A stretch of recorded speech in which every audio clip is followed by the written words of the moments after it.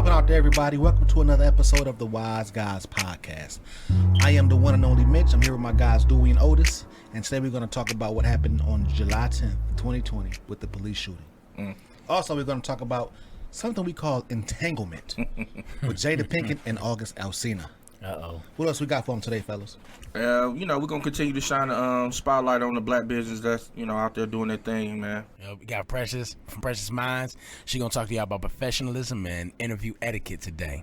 So let's jump right into it, fellas, man. Let's get into this unfortunate killing or shooting on July 10th. What's your thoughts on this unfortunate situation that caused pretty much almost a riot, some people were saying, but definitely protesting, a little backlash in our city before the actual video came out? What's your thoughts on it? My thoughts on it was, at first, I really didn't know why the people were protesting because I saw it late. I saw the video first, put it like that. And I was like, why are they protesting for this? This is clearly self-defense. The police had to do what they had to do. The guy just started shooting at him. But then when I found out that the riot came out, because there were different stories out there, rumors saying that the guy was unarmed, the guy was sitting on the porch, and the police shot him for no reason. So that's kind of crazy to me. Well, hold on. How did you consume the information? Did you get it through social media or from the news? Which information? When you first was kind of hearing about everything and how everything was happening. For me, I got everything from social media. No, I actually walked in the house at like 7:30 and saw the press conference. Craig doing the press conference. And then I heard like they was writing. Like, why the hell are they writing over this? Man, that was unfortunate because I had seen all them people turning up like that, and I seen the videos of people, the guy out there with the bullhorn and all that, and different people out there. Man, it was like hundreds of people out there. Quick. Hey, Detroit, we appreciate the response, but man, like, we got to do our due diligence and understanding the details and information as it comes out. Most people, I just responded like that because it's just recent events, but man, that's I remember we talked about it on the phone. Man, let's make sure we got our details right, man, because this the part that can make things really complicated. Yeah, definitely. I agree. Like, from what I was reading, I had read an article in the Free Press about it, and they were saying, like, right after the shooting, I guess the organizers that's already been out with the Black Lives Matters movement, they jumped right on it. Like, they instantly reached out to the family and got over there and kind of started organizing, setting things up. However, like you said, Dewey, we didn't have the details of what really happened. Everything was just kind of like I remember looking at some of the stuff on social media, and it was just like a wildfire. Like, you had different live videos and people on the live videos saying like, oh man, they just killed this young brother in cold blood. And the way it's looking, of course, you see that video, I was like, damn, like, did they just kill somebody in the D? Like, I know this doesn't happen in our city like this.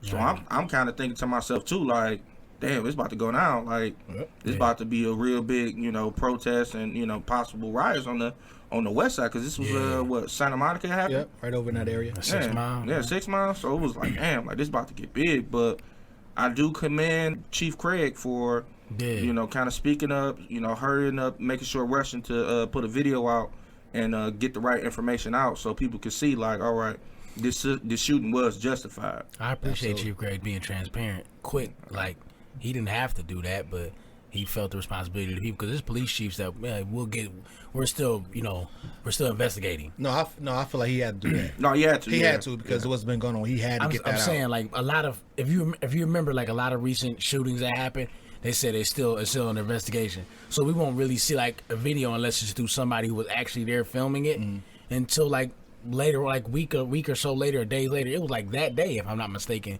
he started putting out information and the visuals, right? Yeah, but I wonder this though, because of course he seen the video before we did. Right. If it wasn't a justified shooting, would he still put it out? Nope. You know what I'm saying? And go back to what you just said, do it. Like, a lot of times they don't, because the shooting's not justified, so they know their officers. Exactly, they know. Like, once we see this video, we about to erupt. You know, so when it's on the citizen, y'all quick to. Exactly. I got you, because the video, it helps them out. Exactly. Right. So that's why he put it out so fast. And it poured water on the situation. You know what I'm saying? Like, the fires were starting to build, but once he put the video out, like, the response, like I said, I kind of consumed everything through Facebook and Instagram. Yeah. Even after I watched the video, I was just kind of looking, at some of the people on my friends list and how they responded. And once the video came out, it was just like, okay, y'all need to stop protesting. Yeah. Even on this interview, this news conference, he said that people were saying, like, once they saw that video, they said, oh, we out of here. We shouldn't be here because this ain't right. Yeah, it's like mixed reviews. Like, hold up, y'all had it wrong. And that, you know what, I ain't gonna lie. When I first heard it, I'm like, hold up.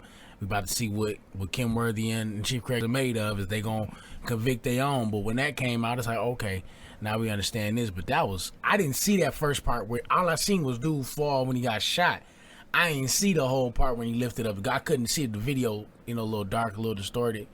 I didn't see all that at first when I first seen the video. And I'm like, damn, like, it almost seemed like point blank. But I'm like, why would they shoot him point blank? What was he doing for point blank, retaliation like that? Like, I don't get it. But then I seen what it was. No, I was seeing something else kind of in the aftermath.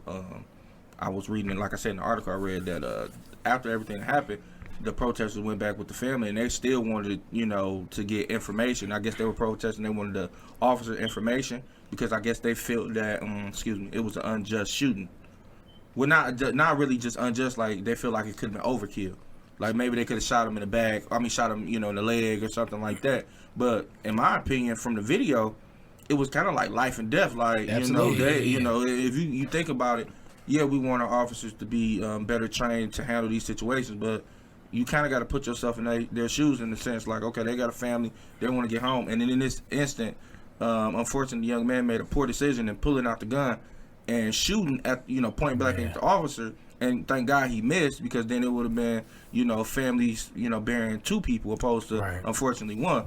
But, yeah, man, like, I see it as it was a justified shooting, and I just say that, unfortunately, yeah, a young man lost his life, but, I mean, what do you do in that situation, fellas? Like, if somebody pull a gun on you in the heat of the moment, you got to be realistic. I mean, if it's y'all, a lot of people who got a license to carry, it's a life or death situation. If I'm not mistaken, state of Michigan, it's still justified to shoot, right? Yeah, I believe so. And so, like, the police officer, what do you expect? Exactly. This is what they trained to do in this situation. And I mean, he had the gun.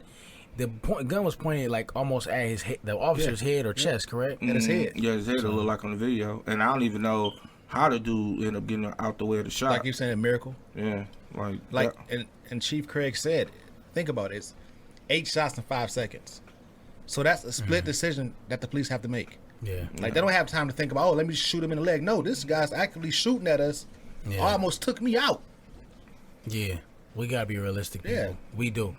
There's just no way around that. We got to be realistic, man. They got a lot of people, being hard on the police, man. And we honestly, without the police, it's anarchy. And what the young man say before he shot out the police officer? You ain't taking my man or something like that? I think I read. Like, they wasn't even there for this man. Nah, like, he wasn't even about to get arrested. The guy that they were after, he didn't resist at all. He put his hands up and got on his knees. He's like, I'm going down. And then the Chief Greg said in audio, once the young man said that to him, the police was like, well, fuck you, and tried to grab him. What? But, I mean, they're human beings. I'm not going to really trip about what, the language he used. We all know police, they say some wild shit at times. Captain America say. But, yeah, man.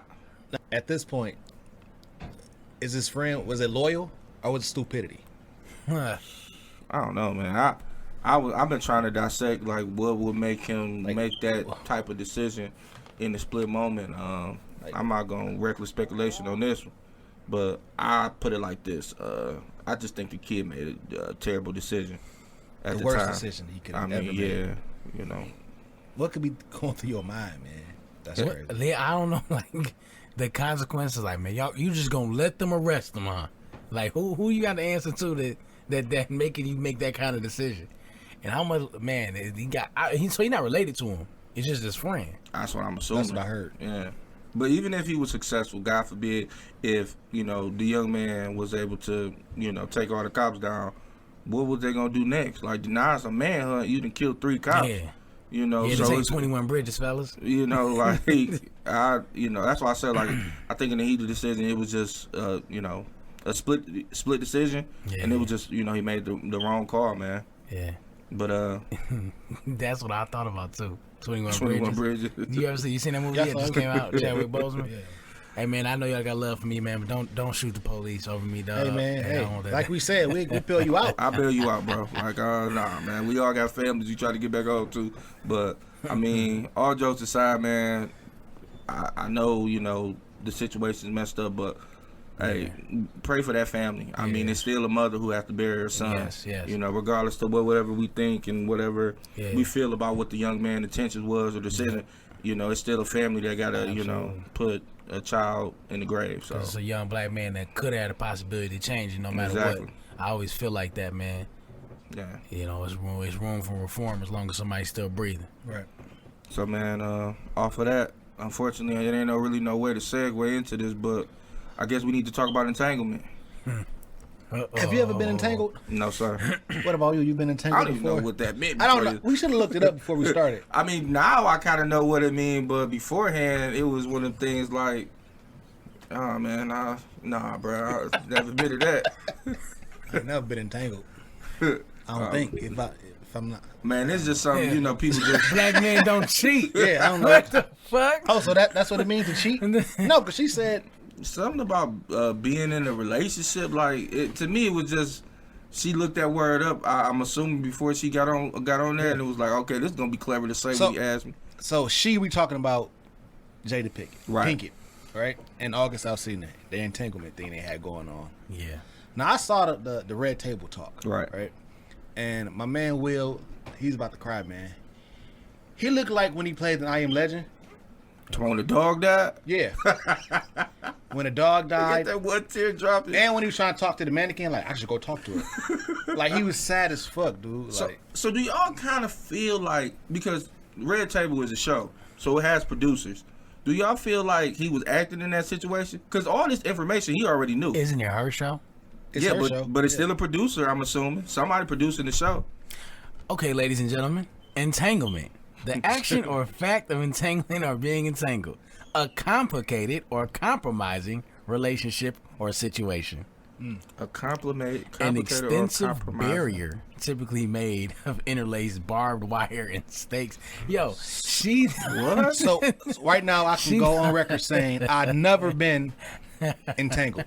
Compromising or complicated. But where I can see the complicated, but I guess the compromising part I don't see because, you know, as she said in the thing in the interview, she was you know, they wasn't together anymore. You know, Will didn't want her, yeah. right? And then August didn't have anybody at the time either. And he was going through some mental health things. Exactly. And they brought him into their home to help him, is what they said. I feel bad for that young man, dog. Wow. I mean, you know, actually as a man, you know, in a certain point of view, I kind of, you know, salute him because as adolescents, who didn't want to be with Jada Pinkett back in the day? Mm-hmm. Yeah. But And she knew that. Yeah, but him, you know, looking at him from the mental health point of view, man, that could have been a hard period for him, man, and they could have really went in a different direction because in his mind, he probably was thinking they was gonna be together. You know what I'm saying? He probably never realized that the possibility to get back together. I don't think so. Because remember what he said? He said Will gave permission, like he didn't know that they were broken up. Man, this sounds crazy. Yeah, I adopted my side piece. And see, and that's the part that, you know, that I think they haven't told the truth about. Yeah, I think they leaving some shit out. Yeah, sure. like they definitely, like I think it's set up. That's why I said that show is produced. Yeah. But it has producers. They tried to get in front of it with this interview, right? Which was great. That was brilliant. It was great marketing for her show. For her show, right. That's why I say, like... it got numbers. Yeah. Oh, man. Because at first they came out and said it wasn't true. Then they came out and said, okay, yeah, you know, it is true. We're going to talk about it on Red Table. There's been rumors for years about this, correct? Yeah. About this type of shit, It was like a dirty secret. With them two specifically, August and Jada. Man, them Lady Eloise's got a way of finessing people, man. But, you know, like everybody's saying, and you kind of see it on different social media platforms, if this roles were reversed and Will did this with a young woman who came to the family for help, and he took advantage, because that's what she did, in a sense, took advantage of, you know, her mental state, man, Will would have been done right now. He'd have been out of the gate. It'd have been bad right now. And I think that's the part that, we are making jokes about entanglement. That's cool. I mean, the internet is to kind of, you know, shoot them jokes off. That's what they do. Right. But I think we need to definitely have a serious conversation about mental health. And sometimes that third person in that relationship, they could really, really, you know, you really can mess that person up.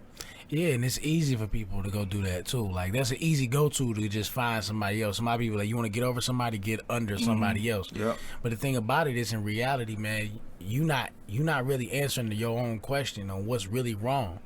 You just You just pacifying the problem. Right, because she said in the interview, like, I wasn't happy, and I haven't been happy for a long time. So she never really cured herself of being happy because she just found somebody to make her happy temporarily. Right. And they didn't even really get into that. Like, well, okay, once it was done, did you, how did you find your happiness? You know, what, like, how did y'all reconcile? Right. They didn't go that deep. They just kind of just told, like you said, they got ahead of the story. They gave people that little word, entanglement, that they knew people was going to run with. Like, I really think this was structured, man. No, you know what? I think some things were, but I think a lot of things wasn't. Because when she said the part about being entanglement, he was like, entanglement? What is that? I think that was acting, though, bro. I swear, I think he's like say exactly what it is. Yeah, he's like, say what it is. Like, because it's produced, just like any show. They talked about it beforehand. You don't think she tried to run away from it a little bit? In the moment, right? She kept trying to go back. He kept trying to pull her back in. Like actors, dog. I really think they set this up. Yeah, bro. but one's a good actor. Jada Pinkett, huh? She's good. Too wild food. No, that's not cool. Yeah. Woo. Yeah, that's what I was about to say. Too wild. It's not woo. I knew she had some Japanese in her. Yeah. What? Dog, I really, man, you kind of watch it, man. I rewatched it too, bro. And rewatching, I'm like, a lot of this, he's setting her up, bro. Like, he's setting her up to come, like you just said with the one when he like, oh yeah, come on with it. Do you come think on that was a part of her insecurity though? The fact that her career never really got to that mega level, like that maybe it was perceived it could have went. I could see that, yeah. I definitely can. Yeah, I agree. Yeah, I would say yes. Because she was in big cult classics as far as our culture, like before the Fresh Prince was. Low Down Dirty Shame. That's what I'm talking about. No, that was a good movie. Though. No, like Set It Off. Set It Off. To me, that was only her. Jason's Lyric. Them were big movies back in the 90s. And as far as our era goes, those cult classics. Jason Lyrics and Low Down Dirty Shame. Well, her claim to fame was kind of messing with Tupac, though. Yeah. Yeah, but then you gotta also remember too, she was in A Different World. Right. Different World. Right. You know what I'm saying? So like, she was a bigger star. She was when they met him. when he was just the Fresh Prince. Yeah. She was the shit. Because he didn't really get his break until what 96? No, he was in No, but his first big movie was Bad Boys. Yeah. So what that came out, 93, 92 or something like that? His first big movie was Independence Day, right? But that was before Bad Boys. Box office. No, Bad Boys box office before Independence Day. Bad Boys 1? Yeah. Like Independence Day box office? No, it wasn't. I don't know if it was on that level yet. But it was big, though. It was big. I don't think it was Independence Day big, but... Because you got to think about Independence Day, he came out during the, the big summer blockbusters. Numbers, man. They blew up the White House. Yeah, bro. They did stupid numbers on that on that one. That took them to a new level. Like, I forgot what actor was saying, like, well, that was my Independence Day, the way Will Smith did. But the fact is, going back to the original point, maybe Jada felt over the years like a little less. And see, that's what I'm saying, bro. Like, they never really got into it. What made her unhappy? I think he was cheating on her. Yeah. But why? Again, it's staged, so they're not going to put all the. They didn't give us no context. You really believe it's staged? You sold on this. I really do. Like at the end when he was like, "I owe you. I got to get you back." She's like, "No, you got me back." He's like, "Oh yeah." Bro, I'm telling you, dog. You know what I think it was? Because at the end it was like. And they did that whole ass fist bump like we die together, we ride together. Bad man for life. I said, now that was staged. That was so that whack, was definitely bro. staged, and it was whack. And then they did a high five at the end. Like, what type of weird shit is this? What you mean? I wonder if during them times when they was filming the BET Awards, was they going through it for real? They remember they was doing the spin off the Mr. Smith. It could have been the promos for the BET Awards. Yeah. Because Will Smith was on record saying that he always wanted like the perfect family. He wanted a family like he wanted to put that out to the world. And he honestly, if you look at his Instagram and the videos he put out, he still do that. Yeah. He tried to portray a perfect family. So again, doing what they did, it was for them to keep the false or the lie up that they are a perfect family. Yeah, the facade. So it's like, okay, we're gonna get in front of this. You got this show. Your show gonna do numbers, right? Because everybody want to hear about this. And then, like I said, when you watch the interview, it's a 12-minute interview about her cheating on, well, necessarily not cheating, but entangled in a relationship with another man that we already knew about, who had mental health issues. We don't know nothing else. And then when you think about it, he wasn't really saying much. Like, she was saying everything. He was like, yep. And he already know. Yep. He already know. I got to deal with that. Man, it's deeper than rap, dog. I'm telling you, bro, it was staged, bro. They had You Olivia don't think Pope it's like come some in. deep pain that was like they really dealt with? They probably did, and behind closed doors because they got the rest of the secrets. But for us, it was just giving us enough to change the narrative. Yeah. Now it ain't us just talking about her cheating. It's like, oh shit, I've been in entanglement. People get mad about people talking about entanglement. Like, well, your mom was in entanglement, so you an entanglement baby. Hey, ain't about you an entanglement baby. Like this shit just going. I've never heard anything like that before, bro. Like I'm telling you, man. You think about it, them Hollywood people or CEOs, they be having like Olivia Popes, like people who to come in, crisis managers to fix the situation. And to me, like this shit made sense. The way they did it was brilliant, bro. It got us kind of talking about the real issue at hand. Like you really just use this boy to get your shit together. I didn't see the interview with August, but who was talking to him about this? Like, how did this come out? Oh, so it was on the Breakfast Club. No, it was on her her personal interview. Oh, damn. Okay. Oh, and he was But they put it on Breakfast Club, like snippets of the interview. So like how the way did it come Charlamagne out? did with Gucci Mane. Like he just was like, hey, yeah, I was banging Jada. Like, how did it even come up? She brought up the fact that she's like, it's been rumors about this, and I shouldn't know if you want to talk about it and get in front of it. And he's like, fuck he it. did. I think that's because, like you said, maybe he was pissed. Of course he was. Maybe he really thought it was something more. Bro. Yeah, it makes sense. Man. Is that Sideshow Bob, Frazier character in Simpsons? With his hair, That's who August Alsina looked like in that interview. He's tripping. Man, But I guess he bro. went through a lot too, though, man. Like, you know what I'm saying? He lost his brother. I think he lost his sister. I think that's what made him kind of have a mental issues. He took her kids in. And, man, he was going through a lot, dog. Like, because when did he as come a out? young dude. Like 2015, 2014, somewhere in there. Yeah, I ain't really heard nothing else about him. Remember he it's came like- out with that song with Trinidad James. That was his first song coming out in that big hit. So I love this shit. Yeah, that's And my then shit. after that, I want to say that's when he lost his family, or that's when it came out or something like that. Yeah. Because he what? started having Didn't he say problems. he was like He mentioned it on living the in his song car or some Downtown. shit? Like said somebody what? killed my Wasn't he like a brother. bum or something? He said like he was living in his car. I think he lost. Yeah, he lost a lot, man. Yeah. And like they said in the interview, it wasn't that Jada and Will, like he was like integrated in the going through family. Like they treated him like he was one of their sons. That's what he said. He said he brought him in his home. And So everything. that's weird. That's making it even more weird, bro. With the Fresh Prince. Man, You couldn't have told me and showed me that the Fresh Prince was gonna be going through this.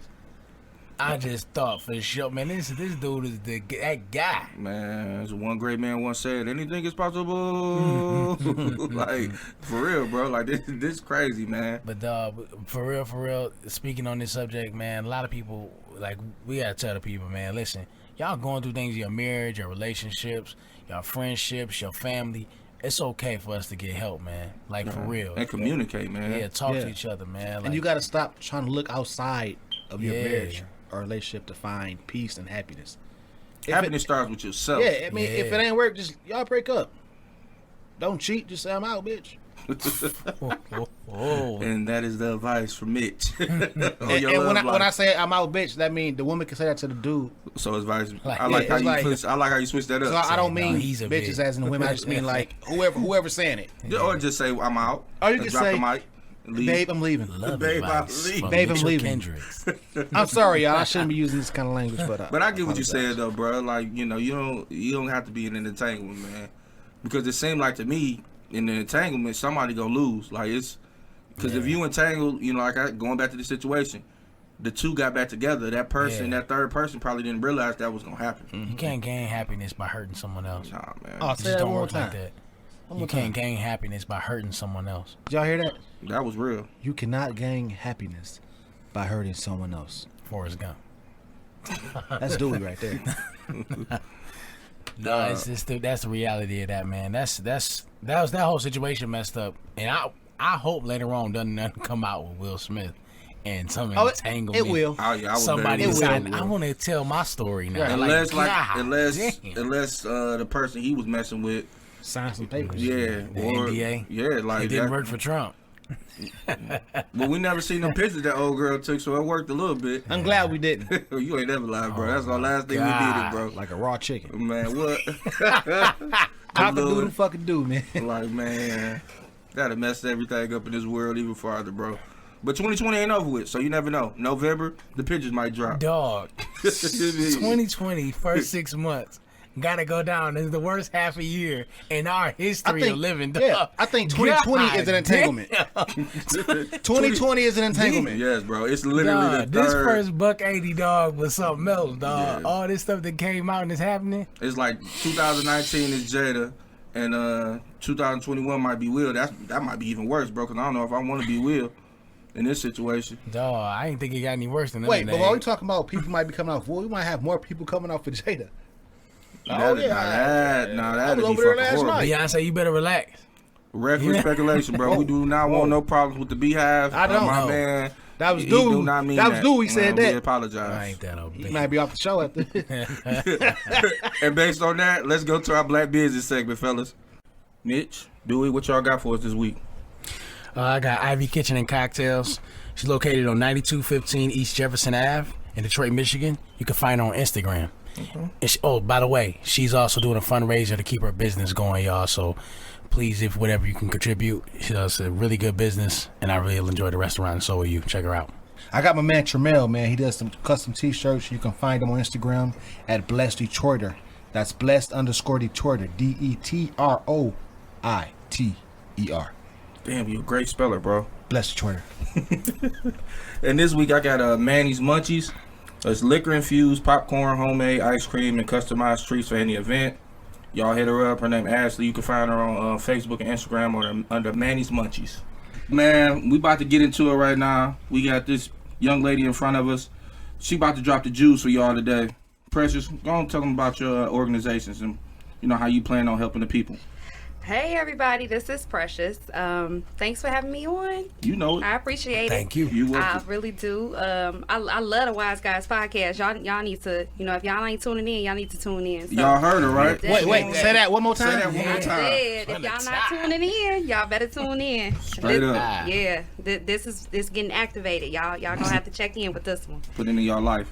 Absolutely. So, my name is Precious, and I'm really just coming to y'all from 15 plus years working in corporate America. I work at an insurance company, and I want to talk a little bit about what I'm trying to do in the nonprofit space. I'm actually developing a nonprofit right now called Precious Minds, and what I'm trying to focus on is getting young adults, the youth, getting them some professionalism and etiquette in the workspace. I'm finding that in my years in corporate America that lacks in our community. So Most definitely. yeah, in the African American community, I find that our young adults, our youth don't have access to people and mentors that give them the information and the experience that they need in order to enter into corporate America. So, down to bare bones of how to write a resume. We have people that are 18, 19 years old that don't even know how to type. So, you think about that coming up. Except with their thumb, right?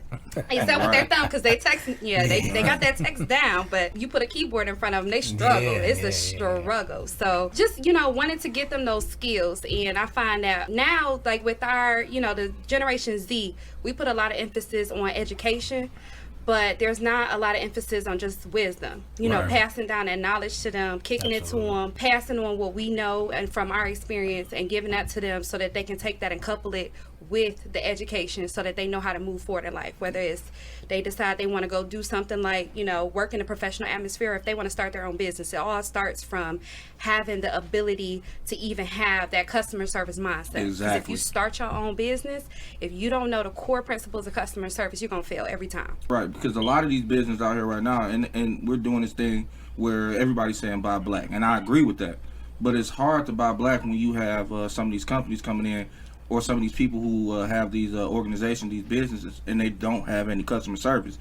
That alone pushes you away from them, and it's like, man, I want to buy from my people, but my people don't know how to treat. We don't know how to treat each other. So yeah, thank God for you and what you're doing, because we definitely need that in our in our culture right now. We need professionalism. Absolutely. Yeah, so that's really what we want to do.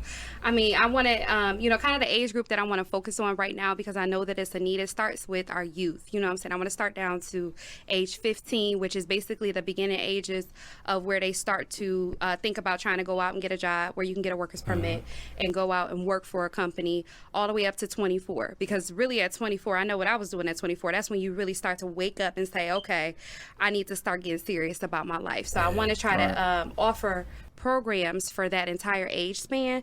And then eventually, as we grow and as we transition, offer programming for everybody. We're in a technological, atmosphere right now. So everything can be done electronically. So we can offer virtual classes and things like that. So we don't have to limit it just to that. But our programming, to start, I want to kind of central focus it on this generation because they don't have a lot of people trying to pick them up and carry them forward. So that's what I'm really trying to do. So from talking from my perspective on like just professionalism in general, I could take it back to just like me and, my background and where I work. So I started working in my company when I was a senior in high school, and I got hired in after I graduated because I got in my company through a co-op program. Okay. At that time, DPS used to have these programs where they adopt where companies would adopt a school. Yeah. And the company that I worked for had adopted my school. So I was able to go half of the school day, go to this company, and I started to get immersed into a business atmosphere. I started off doing simple stuff like filing, faxing, learning how to mail a letter, like stuff like that. And then, pretty much after I graduated, they offered me an opportunity to have a position there. And, I didn't know that this was where I wanted to be. It really wasn't my focus at the time, but because it afforded me a lot of opportunities, I ended up staying there. As I grew and developed, and I got into the position where I was able to then reach out and hire people, I noticed that as I was reaching in to try to hire from, our diaspora, our people, our community. Right, exactly. Which you're supposed to. Which you're supposed to. You got to reach down and bring your community with you. I'm noticing that they didn't have the critical skills to be successful.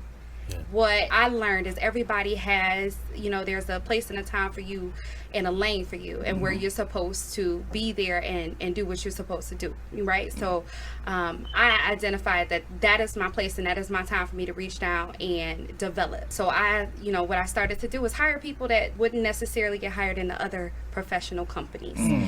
Because I identify with that demographic, I just kind of kicked it with them. As we had our interview, and I told them where they were lacking, where they needed improvement, and then I committed to them to work as hard for them as they committed to work for me, and that I would give them the skills that they needed, whether they decided that this was a long-term position for them or not.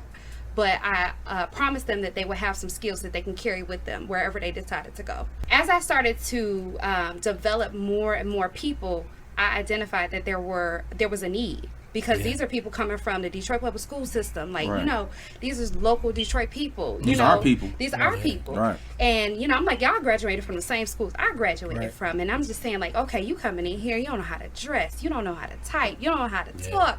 You can't even look me in the eye, And if you were sitting in front of anybody else, they'd be like, okay, goodbye. Off rip. And so I'm sitting there like, okay, I have a duty to my community to develop these people, and if I have it in me, and I have the position, and I have the knowledge, and I have the wherewithal to do it, I'm gonna do it. That's special. That's what's up. Yeah, you got that. It's special because you have that passion, so you can give the developmental skills. Because you have that passion, you go different places than somebody who may be getting paid for it would. Right. Right. And that's much needed in our community. And a lot of people like yourself, you may have been the only person out of everybody I interviewed with that they was like, they just gave up, and you was willing to work with them. Yeah, and that's what's special about that. I Absolutely. want to ask you a question. Yeah. Based on your experience, what would you say is the number one thing that people lack when they come in? Our people lack when they come in for an interview. Presence. So if you don't come into the interview confident, knowing that you are the perfect fit for this position, knowing what you could bring to the company, looking the part, and basically open and available, that automatically shuts it down. Like, people don't come with the ability to sit upright. They kind of fidgeting in their chair, slumping. They won't give you eye contact. That's all attributed to confidence. Like if you walk into that room saying, I am the person that you want to hire, regardless of if you had a skill set or not, that kills it every time as soon as you walk through the door. So I think that's the number one thing that our people lack is that confidence, because sometimes we're walking in with a position that we're not necessarily qualified for. Right. Because these positions, honestly, and I'm gonna be real with you, I'm just kicking with you, especially in the corporate space, are not built for us. No, they're not. They're not. We have to make our own spaces. We got to kick the door open for ourselves.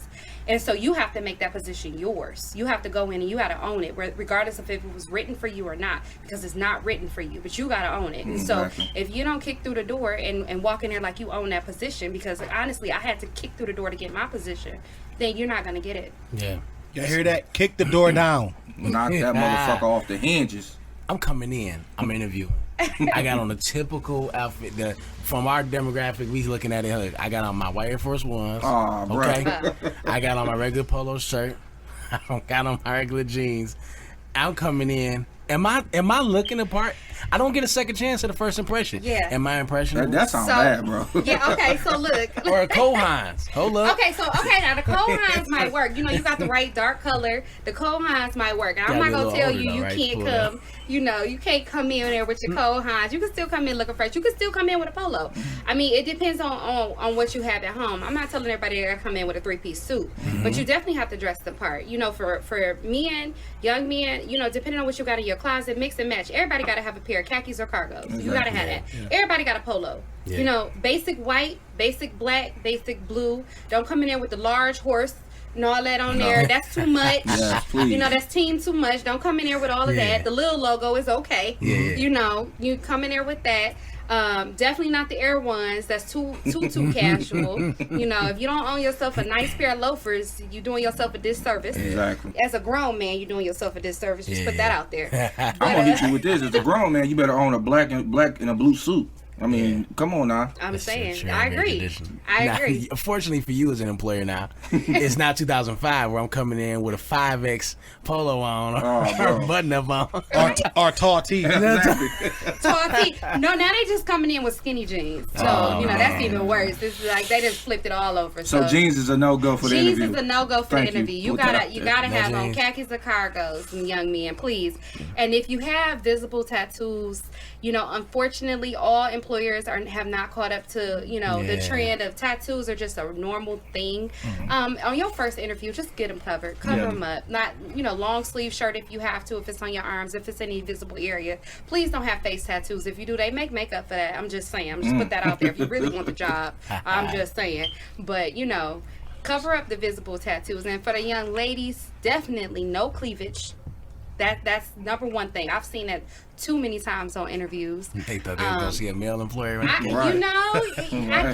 I wasn't expecting you. Use what I got to get what I want. And that does not work. Just to put that out there. Shout out to Cousin Ebony. Because you might walk into HR and HR is all women. So just putting that out there. So when is a good time to ask, how much are you going to start off at? During the interview. I think it's never a bad time to ask about starting pay. And I don't think it's ever a bad time. I've been scared. I never know. I'll be like, you need to position yourself to say what you want at that time. And that actually, I'm impressed with people that have the balls enough to ask me and then also tell me what they want. Because that's negotiating tactic. Yes, absolutely. Then I'm sitting across the table from somebody that I would consider a high pot. That's a high potential employee.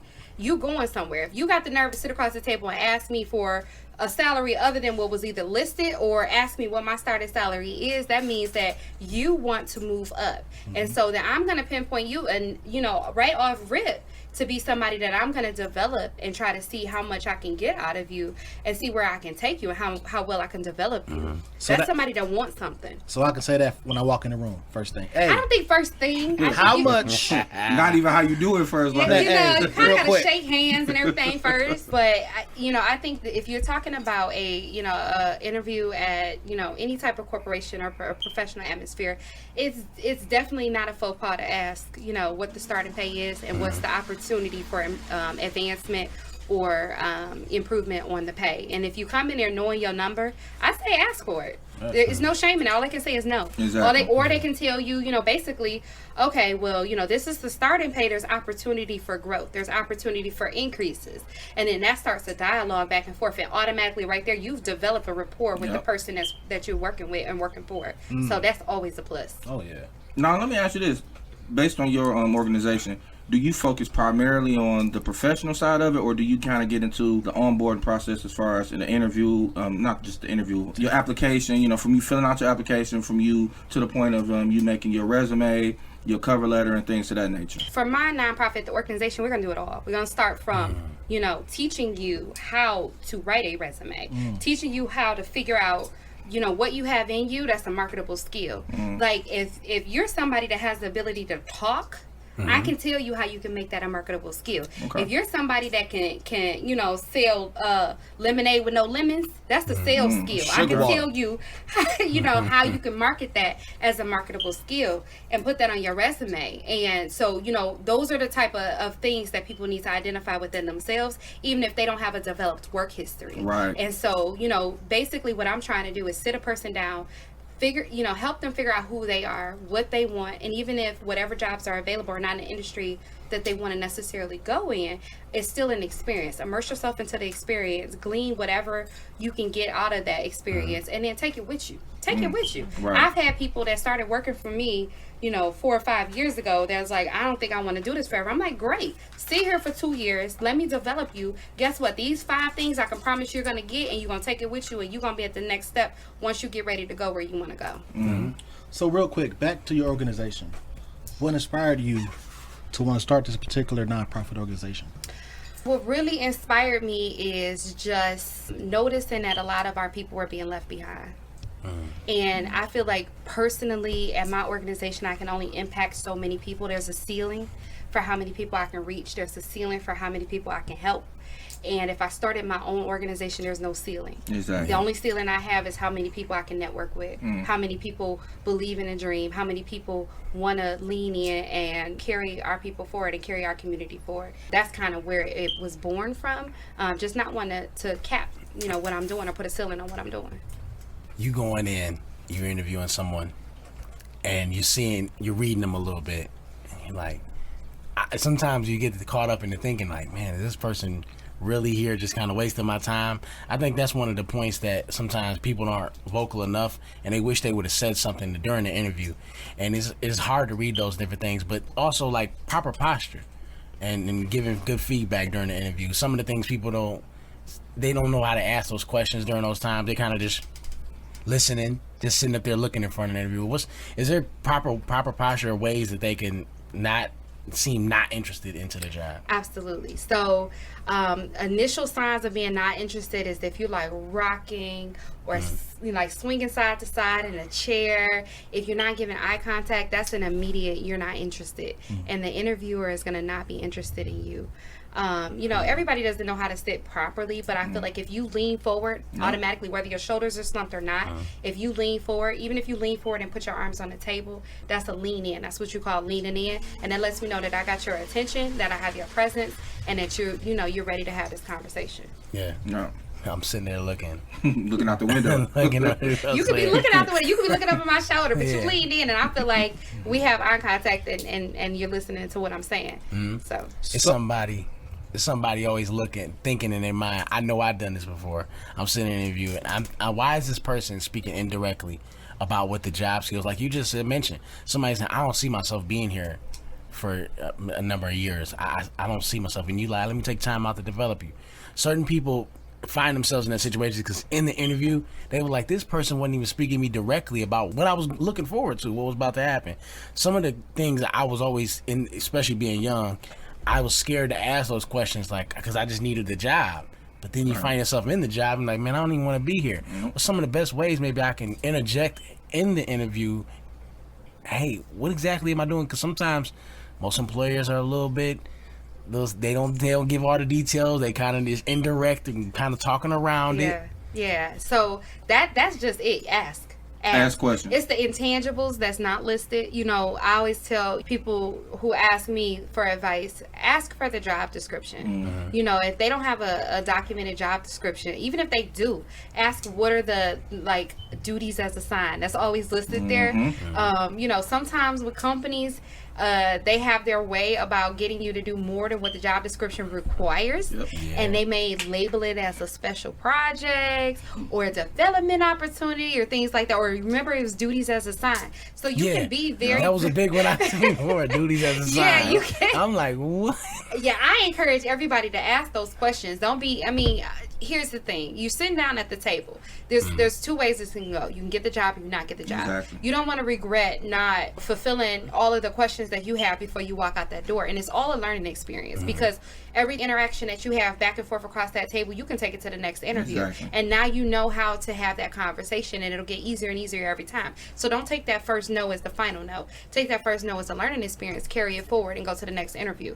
So I say ask all the questions. You know, I appreciate people when they ask me those questions. I have unorthodox interviews though, because I'm like what? How much do you want to make? Like I ask those questions, and they be like, really? You want to know? I'm like, yes. I want to know how much you want to make at the end of the day. I do. I be hitting people with unorthodox questions, and they look at me like, what kind of interview was this? How much y'all got?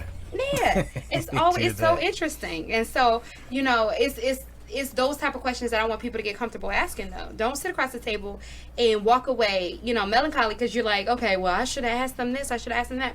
Ask those questions. You are just as valuable to that employer as, you know, back across the table, them being valuable to you getting a paycheck. Because they didn't take the time out to even have you come in. Absolutely. To interview. Absolutely. Yeah. I'm not going to waste 30, 45 minutes of my time if I didn't think you were worth it. Exactly. There was obviously something about you, even if it was just your name.